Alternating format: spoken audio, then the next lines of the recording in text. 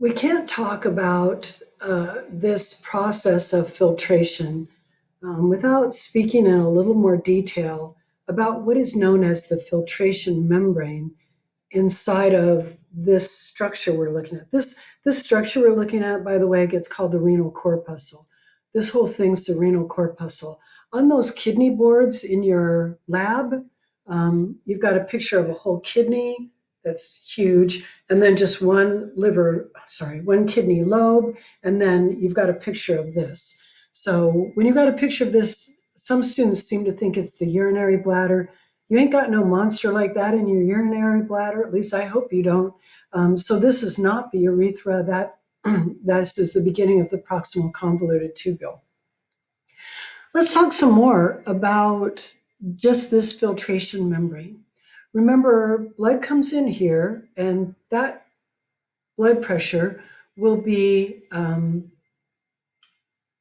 whatever your blood pressure is at that time, and is going to go here through the glomerulus.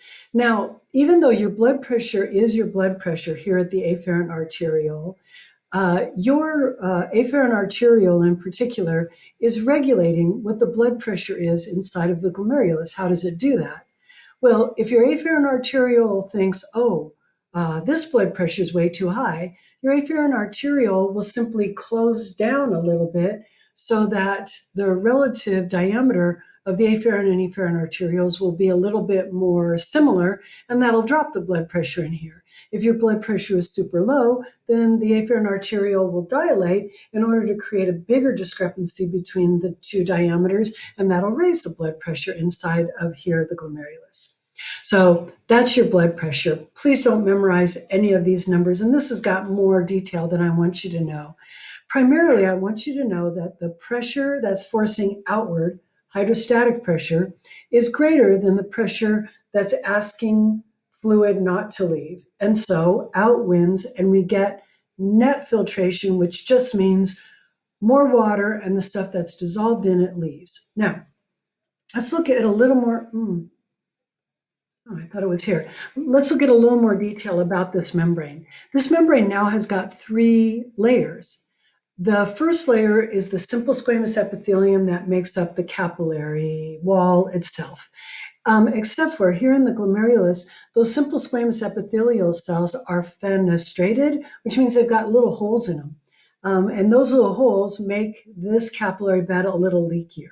And then we've got basement membrane because all epithelium has got that layer of extracellular protein kind of goo on the outside.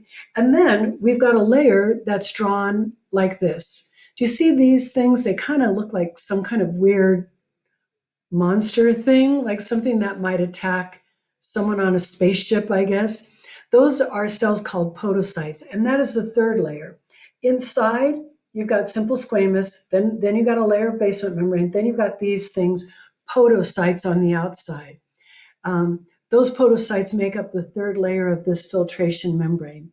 On the model that you have in lab, what they've done is they've divided up the model so that half of the glomerulus has got yellow podocytes on it, and the other half is like a naked capillary. And that just allows a lab instructor to ask really specific questions using the one model. But if you've ever wondered why in the anatomy lab the model's got half yellow, half red, that's what it is. The yellow part, they're trying to show you this third layer of cells called the podocytes. So it is a wonderful filtration membrane. Now, let's talk a little bit more detail about that in relationship to high blood pressure. When we were in the cardiovascular system, we talked about high blood pressure. I told you that it was the silent killer. And you learned that the way high blood pressure often damages the human body is by causing small blood vessels to pop. So the little arterioles in the back of your eye, poof, popping, even big arteries like your cerebral artery, poof, and then you get an aneurysm that pops, right? But let's talk about how it affects the kidneys. This is a really sophisticated filtration membrane, but it's okay with me if you just think of it like a spaghetti strainer. Now, let's imagine that the blood pressure in here is too high, and so poof, that area just popped. Boom, right? First of all, if it would have popped, you never would have known. It's way too small. There aren't any sensory neurons there. So if it would have been just blown and bleeding, you would never know, right? Right now, I could have had 1,000 of them just go. I wouldn't know. I would not see blood in my urine. But there would be a little hole there. However, this is the human body. The human body does heal. So the human body would heal that little hole. Here's the trick. The problem is when that little hole gets healed up, it doesn't get healed up with this sophisticated 3-layer filtration system. It'll get healed up with a little bit of scar tissue. Remember, we were thinking about a spaghetti strainer? Imagine if, I don't know, your roommate is really weird and periodically you come home and there's a hole in your spaghetti strainer and you're like, dude, what are you doing? Right? Well, you can fix it, right? You would just glue a little piece of aluminum foil to cover the hole. And that'd be great. You know, this area pops out, cover it with aluminum foil. That area pops out, cover it with aluminum foil. That area pops out, cover it with aluminum foil. There's going to come a time, though, where you have patched so many areas that you don't have a spaghetti strainer anymore. You just have a bowl, right? It's just lined with aluminum foil, in which case you would end up with a glomerulus that doesn't let any water leave to start this journey. And so that would be not just a glomerulus that's not useful anymore, but that entire nephron, no good to you at all anymore. And remember, you only have as much kidney cleaning power as you have nephrons. If you lose half of your nephrons, you've lost half of your kidney cleaning power. And that is why hypertension is so damaging to the kidney. It ruptures, pops the glomerular capillaries, and then they scar back down. But scarred glomeruli are not permeable anyway. So the amount of fluid that leaks, GFR, is glomerular filtration rate, or the rate at which that filtrate will be formed in all of your glomeruluses. That'll go down. And if it goes down too much, then the nitrogenous waste cannot be cleaned out adequately, and you will be in kidney failure. Okay. Now, let's take one more step back, and I want to remind you of our analogy of cleaning a closet. We spent quite a bit of time on step one. Step one is everything comes out of the closet, and that is known as glomerular filtration.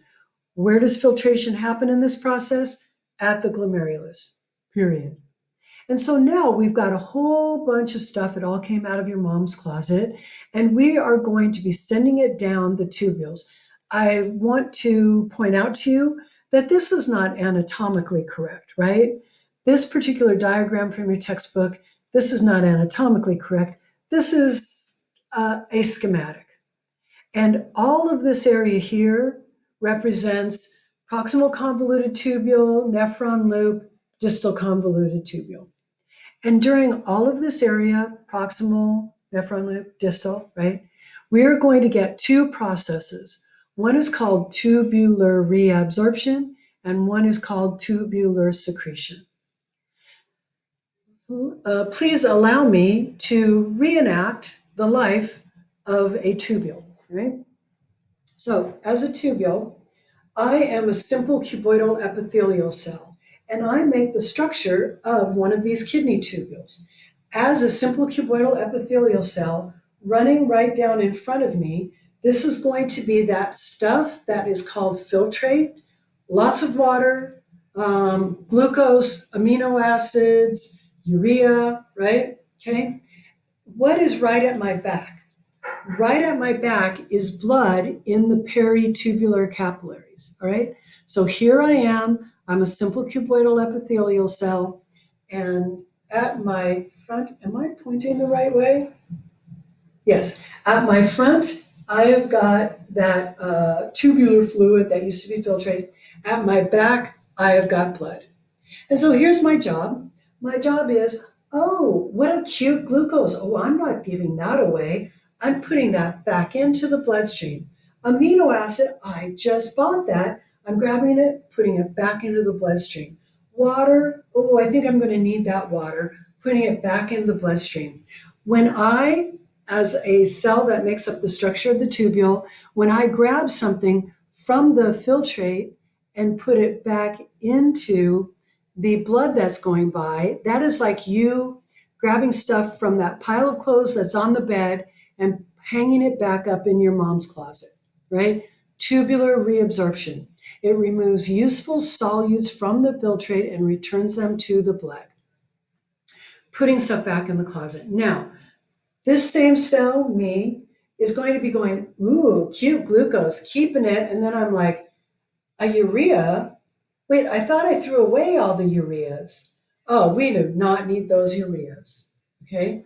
So I want you to notice that the same cell that was grabbing stuff from the pile of clothes on the bed and putting it back into the closet is simultaneously grabbing extra stuff, maybe from the bedroom floor, and throwing it into the urine. And the urine represents the pile of clothes that you're going to get rid of. And that is called tubular secretion. Tubular secretion is going to look here in the blood and go, no one needs this many hydrogen ions. We're taking some of those and we're throwing them away. So the same cell that grabs something from here and gathers it, like, ooh, glucose, let's keep that, is also going, no one needs that many hydrogen ions, throwing it away. Okay?